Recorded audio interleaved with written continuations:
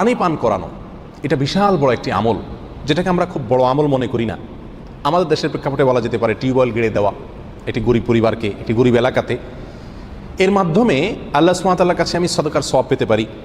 বাইহাকির এক বর্ণনা আছে, নবী সাল্লাল্লাহু আলাইহি ওয়াসাল্লাম বলেছেন, লাইসা সাদাকাতুন আ'যামু আজরাম মিম্মা, মানুষকে পানি পান করানোর চাইতে বড় এবং মহৎ বিশাল দান বা সদকা আর হতে পারে না।